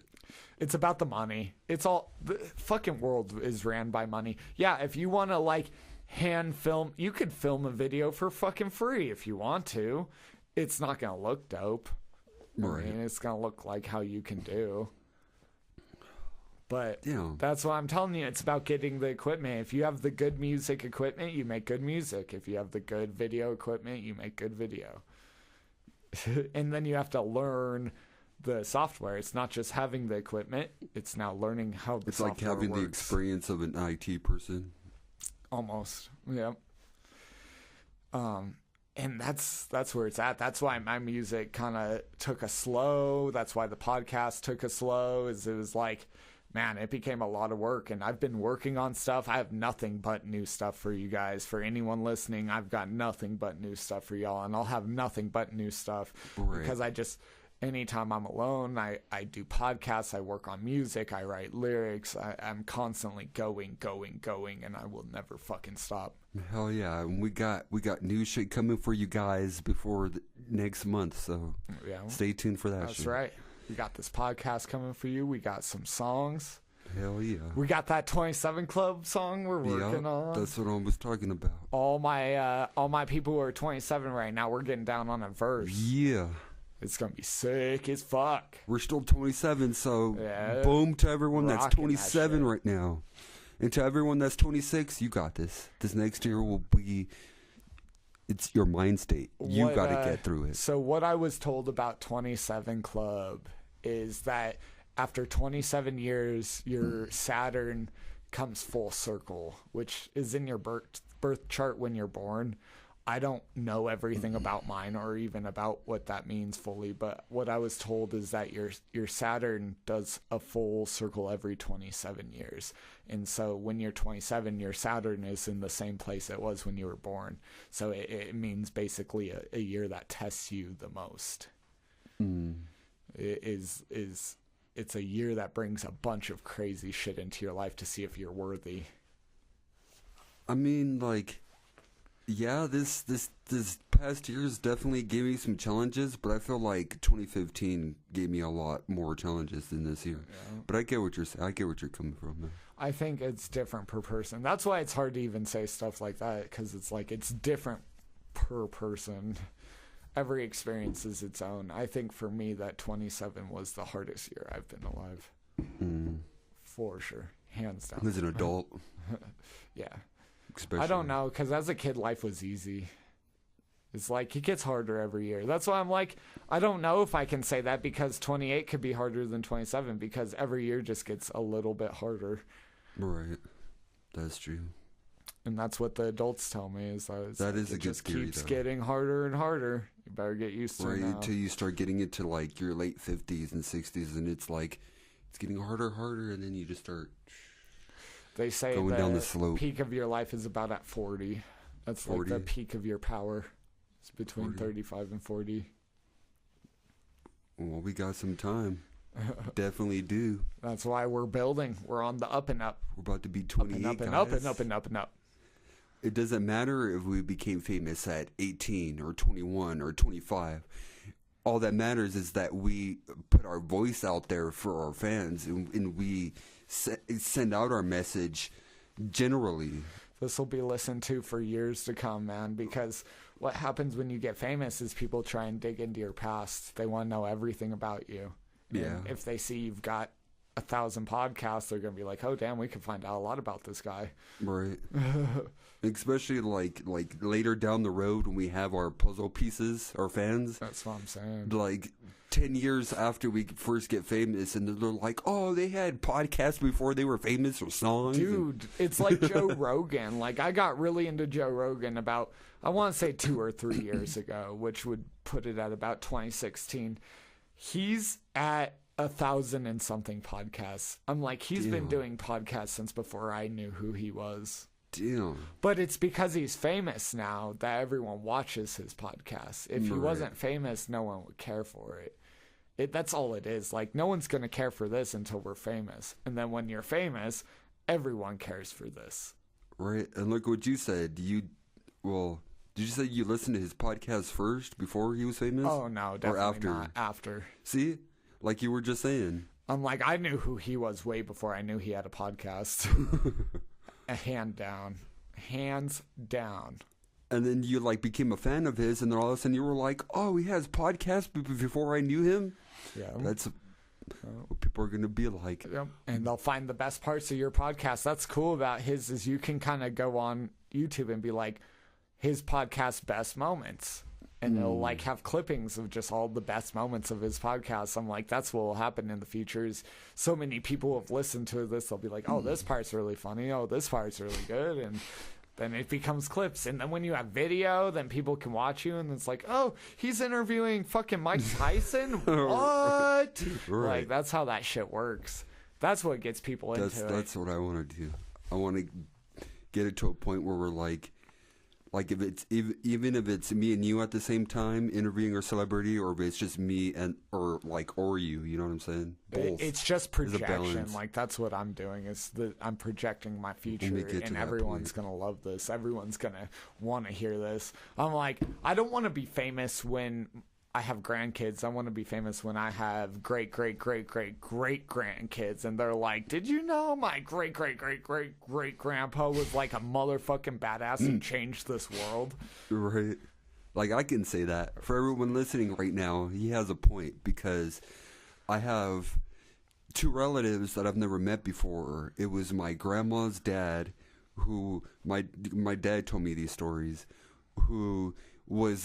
he was my dad's grandpa, so he was like that straight up gangster type in that time. Right. And in New York, no one messed with him. Everyone knew who he was. And so when my dad was a kid, they would both go into like a diner. Say this was like, I want to say like 40s? 1940s? 40s, 50s. You know how like the gangster type was? He had like that trench coat with a hat that was like slanted, and you know, he was badass. And so everyone knew him, and he would take my dad into the diner, and he'd just be like, watch him. And he would walk out and handle his business, and because everyone knew him, they would watch my dad. like Exactly. my dad was taken care of. And you still know that to this day. Yeah. And I'm like, I don't even know my great grandparents. I met one of them once in my life, and I have no idea. I don't even know their names. Damn. I don't know their names. I don't even know what they did for work, which is what they did every day of their life. Right. I'm like, that's my thing. Is I'm like, man, I want everyone to be able to know me. I think I should be a household name. I really do. And like, yeah, I get what you're saying. And like, my other relative was, I think his dad or his grandpa, one of the two, was an actual pirate on the Caribbean. Like, those actually existed back in that day. Like the 1800s and shit? No, I think this was still the 1900s. I don't think they had pirate ships in the 1900s. Maybe they did. Fuck if I know. Because I think my dad was telling me that he was my grandma's grandpa or great-grandpa. I don't remember, but it was one of those. And he was like an actual pirate on the Caribbean. They had ships, and they would, get on someone else's ship and jack their money and shit. I'm sure that kind of still happens to an extent. It's different, but yeah, I'm sure it's not like what we think of pirates, yeah. like Pirates of the Caribbean, the movie. I think it's more just like, yeah, what you're saying. Like, it was like people who were thieves who would take over another boat. And I don't think they were like dressed like Captain Jack Sparrow. Definitely not. But no. But that's exactly what I'm saying is like, I want someone to look back on me. What I've always said, and I will always say this, is Wild Stallions, which is from a movie called Bill and Ted's Excellent Adventure. And the Wild Stallions were the group that changed the world. Like, if it wasn't for the Wild Stallions, the future would go to shit. And it's only because of them that the future is saved.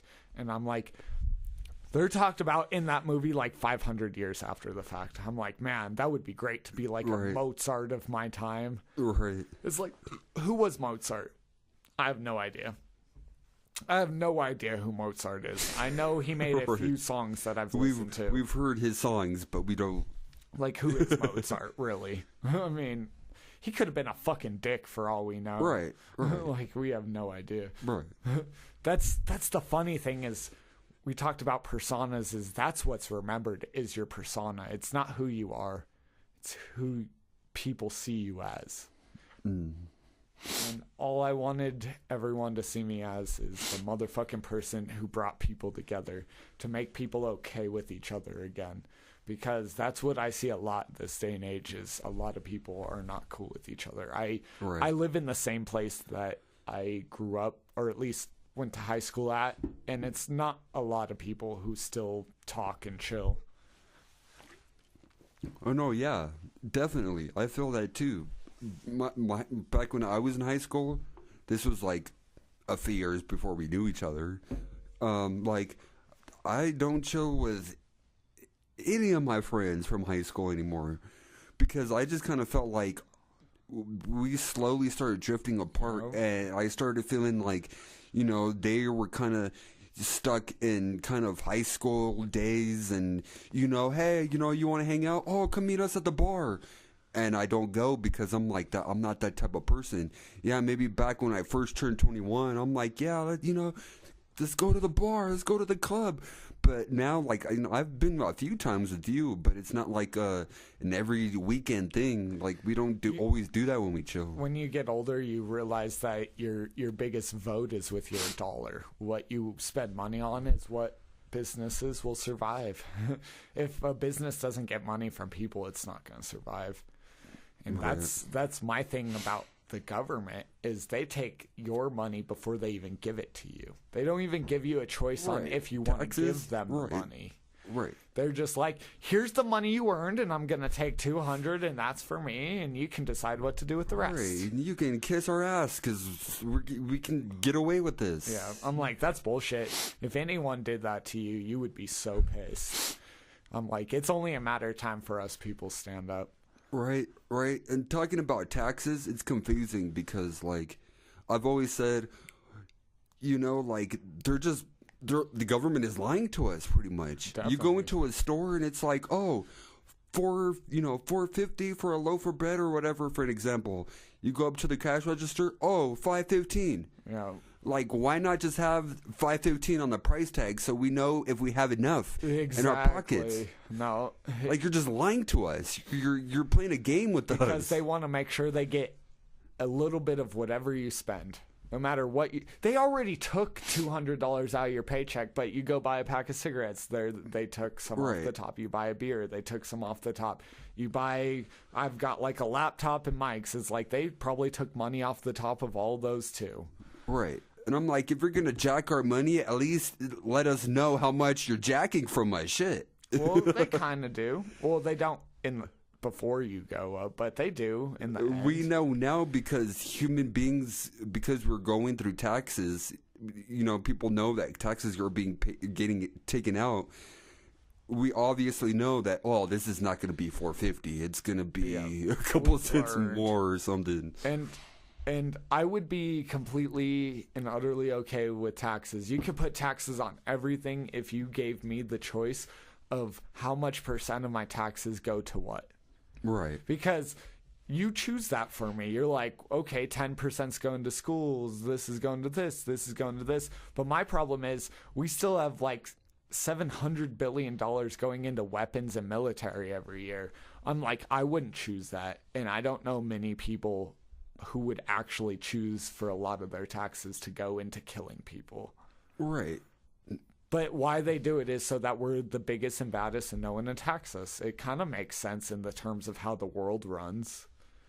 But why does the world run that way? Yeah, it's stupid. It makes sense, but it's stupid. Like, before long, this world won't be able to exist like that. Like, it's not going to work after a while. We've probably hit a tipping point where here in the next, I want to say 50, it's probably going to be even shorter than that, but capitalism is going to have to stop because we've already learned that what happens is that the rich get all the money and the poor are left with nothing, and eventually the middle class goes away completely. Right.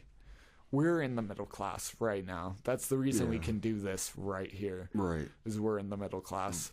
The poor or the homeless can't afford even a car to sleep in. So what happens when they win and no one has money except them?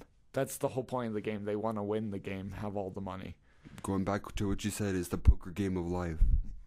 They're putting down their pieces. We have no me and pieces. You barely have pieces. And the poor don't have pieces at all, so they're automatically out. And so they win every hand. Yeah. Literally. So what happens when now they have all the chips? We fold. Like, it shouldn't be like that. And that's when I think this world is going to go absolutely fucking nuts. Is when no one has money anymore. Because what happens when you don't... It's like... That's crazy. You don't have heat in your house. You have no coal or no food. That's what life is going to turn into. That's crazy that they're foreshadowing that in movies. Where, like, have you ever seen a riot like during apocalypse in a movie? Have you ever seen that in real life? Like, no one does that. It doesn't exist in real life. But they are foreshadowing that in movies. That wouldn't have existed if they didn't put that in movies. You know how, like, in a zombie apocalypse, people are rioting and, stealing from stores and, throwing torches and shit. Yeah. You never see that in real life. They're foreshadowing what's going to happen. Yeah.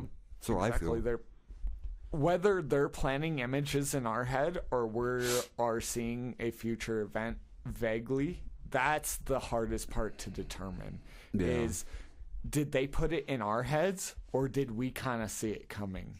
Right. I have a hard time with that just in general. Is like you can foreshadow an event for yourself. Like, what am I going to do tomorrow? I'm going to do this, this, this, and this. Right. And then when you actually go through it, it's kind of a little bit different than you exactly said it was going to be. Oh, yeah, so always. Did they plant the image in our head or did we kind of just see it? That's the toughest question. Could it be possible that it's kind of both?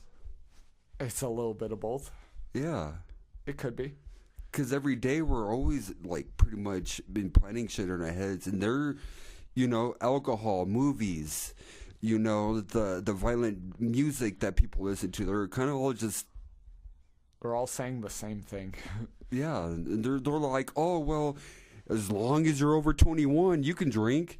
Or, you know, now it's like, as long as you're over 21, you could smoke weed, or, you know what I mean? Like, it's, they're like, we don't care because we know it's killing you. Honestly, Giving you... anything that kills us is better. Bringing it back to the music yet again is... Oh, yeah. I was so excited that in Flip the Rat, which is the EP that came with the new ICP album, is that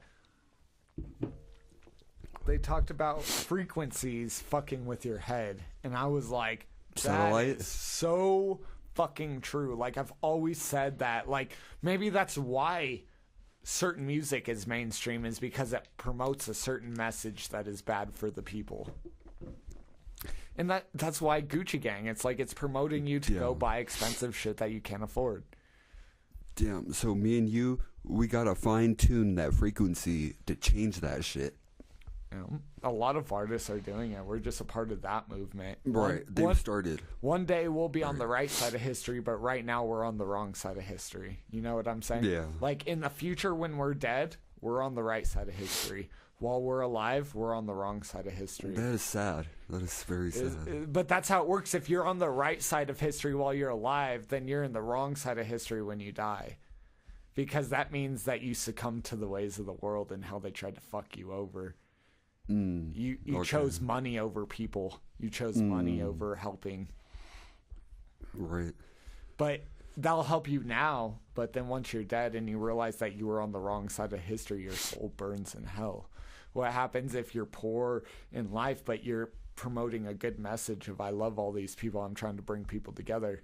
In life, they're not going to reward me for that. But in death, I'll be rewarded for that.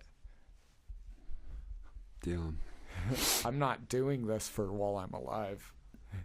That's the weirdest thing. I'm just giving you all a little piece of my death. That is so weird to think about. That's what tonight is just a little piece of my future death. A little piece of his future death. That's a weird thing to think about. Or your present death. Or your past death. I'm just kidding. I'm like, I don't think I've died yet.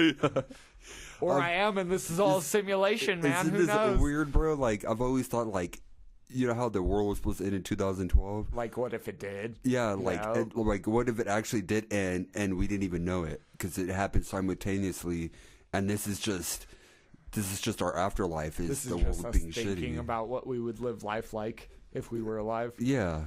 Who knows? But I love the simulation theory. Like, in the future, we all turn into computers, and we're just kind of reliving this as a human experience. It's a simulation that you're living as a future alien in the computers. And we're making different choices because we already know the choices it's a we've video already made. game. What happens when you're given a character in a video game? You can dress him up how you want to. You can make his face, his hair. Yeah, then when his you die, beard. you reset and you choose a different path. Exactly. That's the difference, is when we die, we have to choose a different person altogether. Right. We don't die and get the same person. We die and we get a different person, but with the same idea. So that's why I believe in reincarnation. I don't know where I stand fully with that, because it's like almost like that the river theory. We're one in the river, we're one again after the fall. Yeah. So does one droplet reincarnate to a new body, or is it the fact that when you're born, all like the river transforms into a person and you are everything that happened before you? Damn.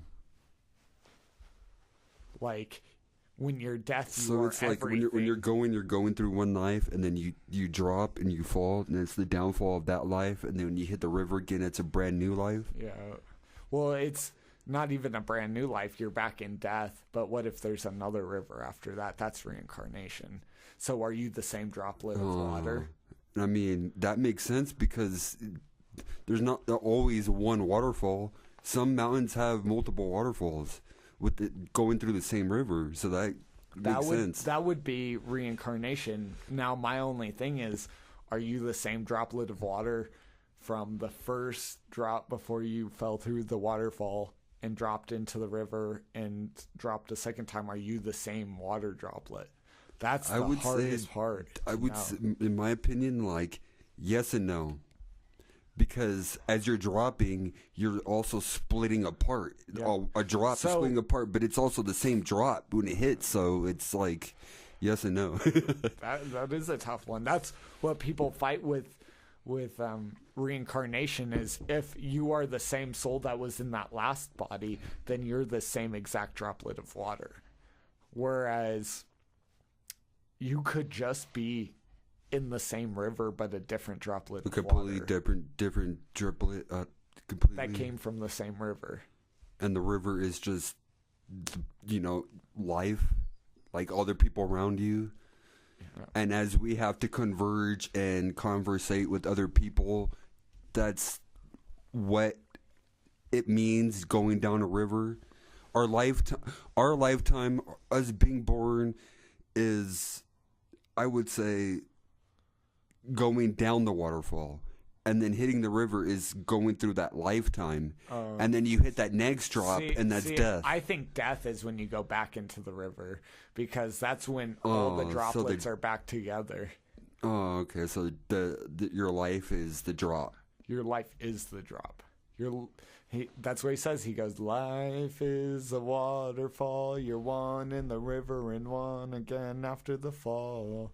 So life is the waterfall.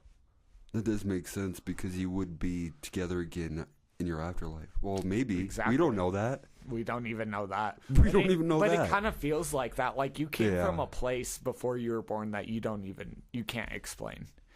Because you just became a human and you don't know why. And like on Earth, everyone is humans. Like technically, we all are family.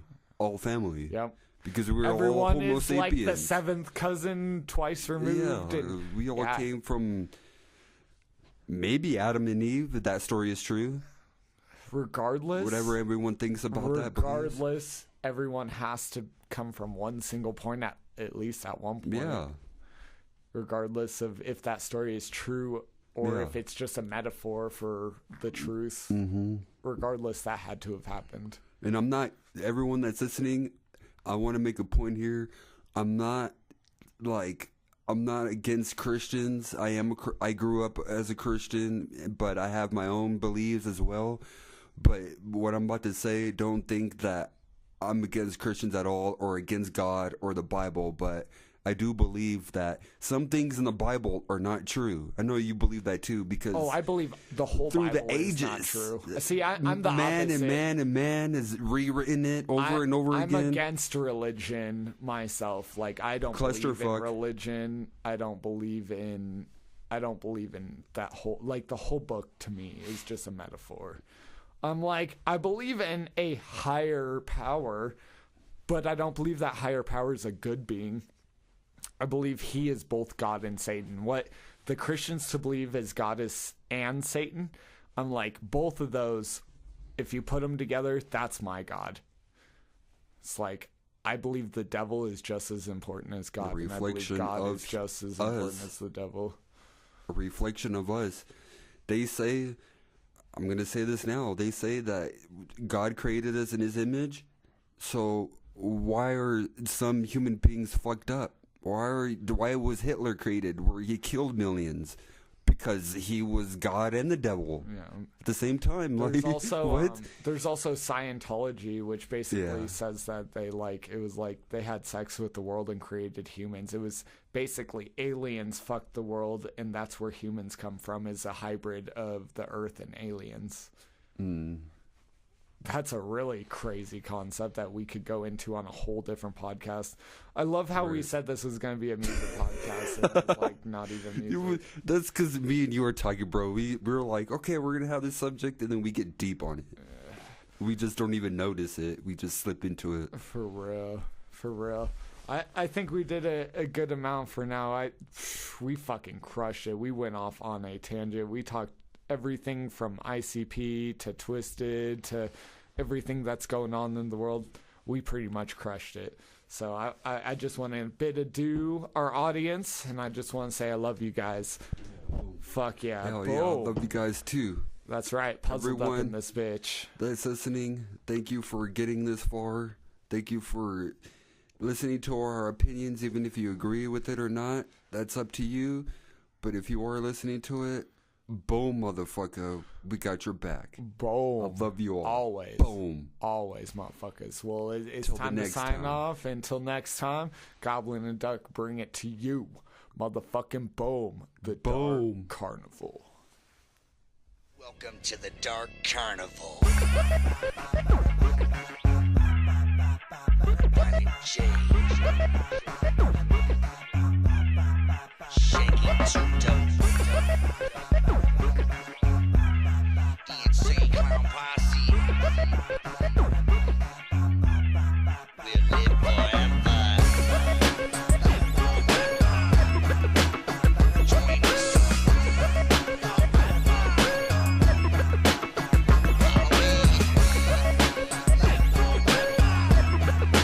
Carnival awaits us.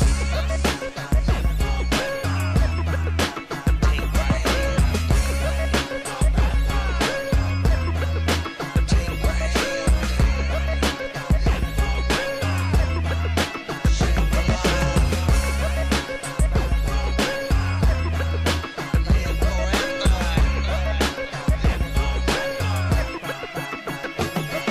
Here go another clown song, freaky and weird. I'm still preaching. I'm like Noah without the beard. I'm trying to spread the facts that I know for sure. Yet many don't believe in our carnival freak show. It's alright though, there's enough who do. And only time will tell if our stories are true. But for everybody here, I can promise you this. You'll never hear us rap about the typical bullshit. And then, all the money they got, all the ice they wear, and all the people they shot, all the freaks they pull, and all the cars they drive. Only we rap about fucking a beehive. You wanna keep it real? Walk out your door. That's as real as it gets from the sky to the floor. But the Dark Carnival will take your soul away and give you mythical adventure in a magical way that I live for.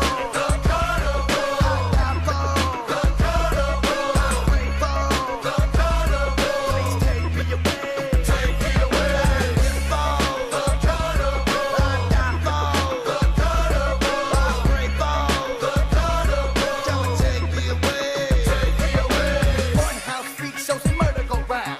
Fuck how you looking, painted up like a clown. Loosen up, let it go. You ain't gotta be tense. They go flying everywhere. Fuck making sense. And that's the beauty of it. Look backstage and another group all here on the same page. Run with everybody or walk with our crew. And stand on the moon, face the world and say fuck you. I ain't sitting up playing that star biz. Put me in the crowd where my juggalo sits. Treat me special, I'ma leave your lips right. We in this together, waiting on the same way. Let them laugh now, let them laugh for years. We'll see who's laughing in the house of mirrors. Cause that's where I'm going. And if you're not, won't let other shit and hear about the ends they got.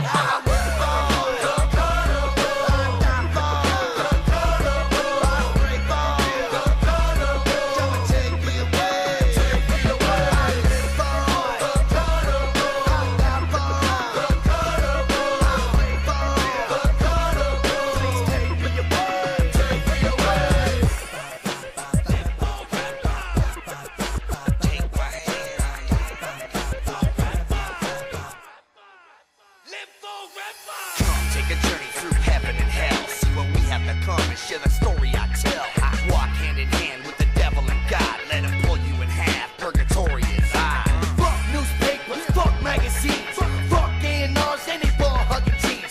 Fuck anybody trying to change our ways. As long as 6 joker cards got something to say. I speak for the crazy, I speak for scrubs. I speak for the thugs pissing in your hot tubs. I speak for the people that you always say don't know how to act. We like them just like that. Fuck your Grammys, fuck your music awards. I swagger your host with his microphone cord. Fuck anybody that ain't down with the clown. From now until millenniums after, I'm dead in the ground.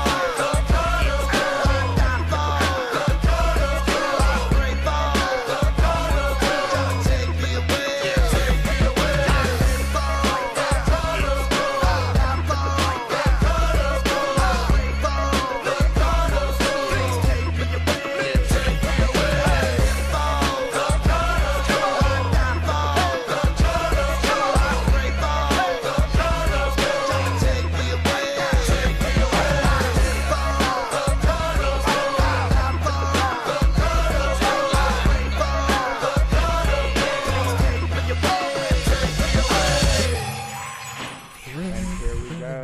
Yeah, mic check 1, 2. Do you hear me? Mic check, motherfuckers. Right here with Goblin. Goblin Yeah. on these fucking nuts. Red Fred. Spreading. Fight back. What? Ha ha.